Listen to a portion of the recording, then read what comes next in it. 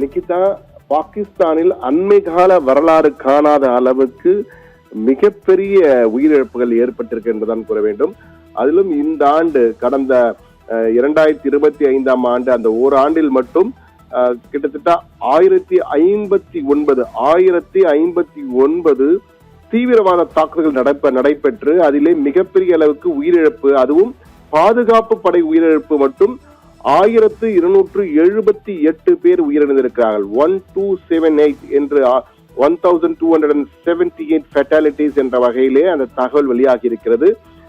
அதுவும் ராணுவம் தொடங்கி பல்வேறு, அதாவது ஆர்மி ஆகட்டும், ஃப்ரண்டியர் கார்ப்ஸ் என்று அழைக்கப்படுகின்ற எல்லை பாதுகாப்பு படையாகட்டும், கவுண்டர் தீவிரவாத தடுப்பு படையாகட்டும், அதே போன்று போலீஸ் என பல்வேறு உளவுத்துறை சேர்ந்தவர்கள் என கிட்டத்தட்ட 1278 பேர் உயிரிழந்திருக்கிறார் பாதுகாப்பு படை வீரர்கள் மட்டும்.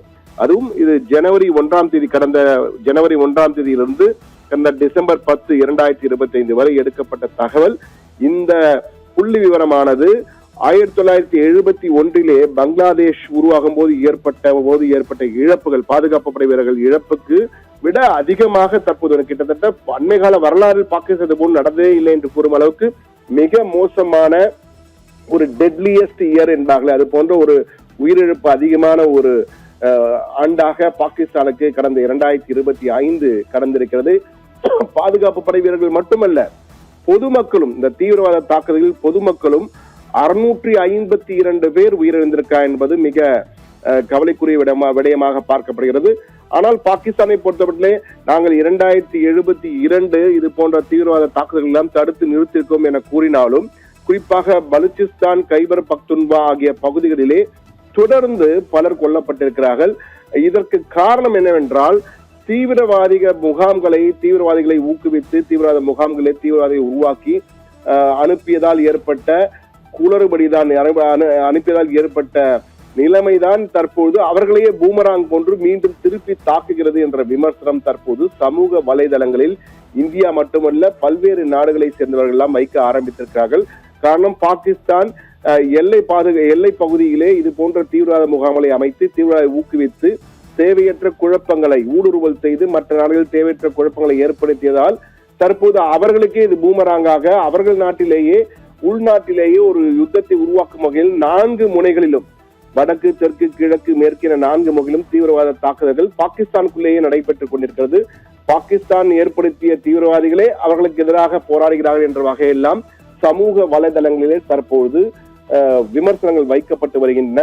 இது ஒரு பக்கம் மட்டுமல்லாமல், பாகிஸ்தான் தீவிரவாதிகளை தொடர்ந்து ஆதரித்தது, தாக்குதலில் நடத்தியதால் ஆபரேஷன் சிந்தூர் மூலமாக 100க்கும் மேற்பட்ட ராணுவ அதிகாரிகள் போன்றவரெல்லாம் கொல்லப்பட்டதும் நாம் நினைவில் இருக்கலாம். மொத்தமாக கொல்லப்பட்டார்கள் ஆபரேஷன் சிந்தூரின் போது என்றும் நாம் பார்த்திருக்கிறோம். எனவே டெரர் பூமராங் என்பார்கள். அந்த வகையிலே தற்போது பாகிஸ்தானுக்கு இது பூமராங்காக மாறி பெரும் சேதத்தை ஏற்படுத்தியிருக்கிறது பாகிஸ்தான் தான் கூற வேண்டும். இது மிகப்பெரிய அளவுக்கு பாகிஸ்தானுடைய பாதுகாப்பு படை வீரர்களின் மன உறுதியை பாதித்திருக்கிறது. தங்களுக்கே பாதுகாப்பு இல்லை என்ற ஒரு எண்ணத்தை ஏற்படுத்தியிருப்பதாக பாதுகாப்பு உடை வீரர்கள் பலர் கருத்துக்களை தெரிவித்துள்ளதாக அந்நாட்டு நாளிதழ்கள் எல்லாம் செய்திகள் வெளியாகி இருப்பது கவனிக்கத்தக்கதாக இருக்கிறது. இந்த முறை கடந்த 2025 ஏற்பட்ட இழப்புகளை எல்லாம் சமாளிக்க 2026 என்பது மிகப்பெரிய சவால் மிகுந்த ஒரு ஆண்டாக பாகிஸ்தானுக்கு இருக்க போகிறது. ஏனென்றால் அதற்கு காரணம் மிக முக்கியமாக பார்க்க வேண்டியிருப்பது, இந்த பலுச்சிஸ்தான் மற்றும் கைபர் பக்துன்வா பகுதிகளிலே உள்நாட்டு கலவரங்கள் தொடர்ந்து வெடித்து வருகின்றன. உள்நாட்டு புரட்சி ஏற்பட்டு வருகின்றது. தனி நாடு வேண்டும் என்ற வகையிலே பலுச்சிஸ்தானும் சரி, அதே போன்று கைபர் பக்துன்வா பகுதியிலும் அந்த கோரிக்கைகள் தொடர்ந்து வைக்கப்பட்டு வருவதால் மிகப்பெரிய ஒரு சவால் பாகிஸ்தானுடைய பாதுகாப்பு வீரர்களுக்கு இருக்கிறது. ராணுவம் முதல் காவல்துறை வரை அனைவருக்குமே அந்த பாதுகாப்பு பிரச்சனைகள் இருக்கின்றன. இந்த தகவல்கள், இந்த புள்ளி விவரங்கள் எல்லாம் பாகிஸ்தானுடைய உளவுத்துறையின் மூலமாக தற்போது பாகிஸ்தான் நாளிதழ்களில் வெளியாகி இருக்கிறது.